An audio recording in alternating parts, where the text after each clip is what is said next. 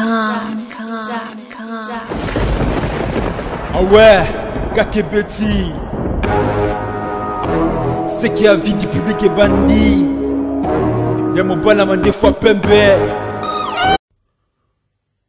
Ici Kofi Olomide.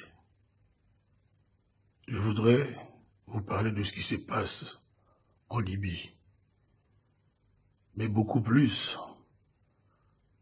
de ce que nos dirigeants africains noirs sont sans action, sans réaction par rapport à cela, à cet esclavage en 2017. Mais je voulais quand même saluer l'initiative de Claudie Siard, notre frère, qui a déclenché cet élan de protestation auquel moi je suis très fier d'adhérer. Je voulais aussi saluer le grand frère, la superstar, Alpha Blondy, dont je suivis le discours ce jour. Je voulais épingler deux choses, au risque peut-être de vous choquer.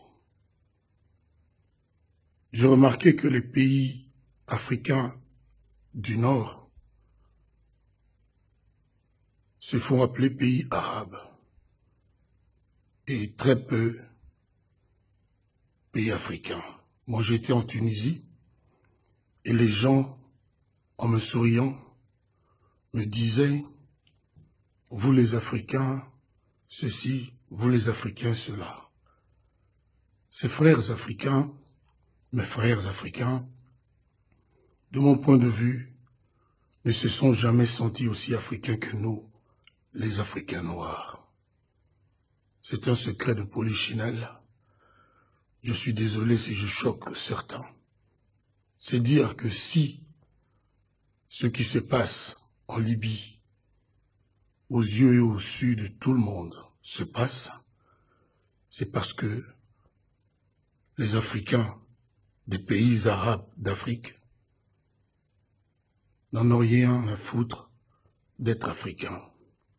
D'ailleurs, parmi les enfants esclavagisés, les enfants vendus, il n'y a aucun enfant tunisien, algérien, libyen, égyptien. Vous ne compterez que des noirs africains.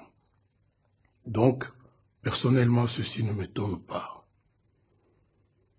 J'ai souvent dit, dans mes discours, dans mes interviews, dans nombre de pays africains, que l'Union africaine n'était qu'un rassemblement de nos chefs pour les intérêts personnels.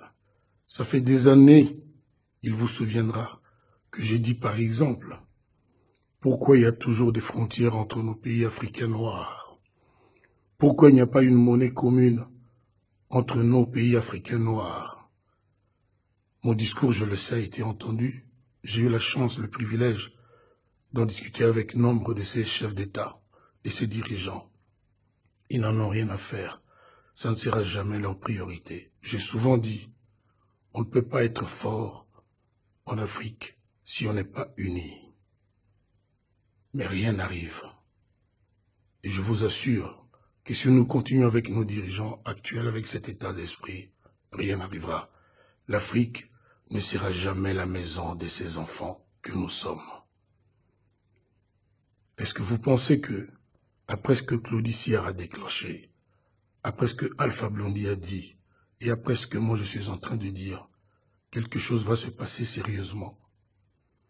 La Libye a ses dirigeants, ils en pensent quoi?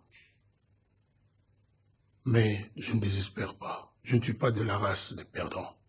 Et je ne livre pas les combats que je ne suis pas sûr de gagner. C'est ainsi que moi je demande aujourd'hui, à vous mes frères, à nous les Africains noirs,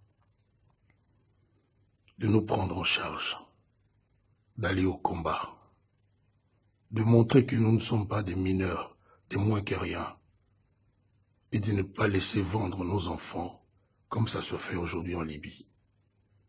J'ai des idées, comme beaucoup d'autres.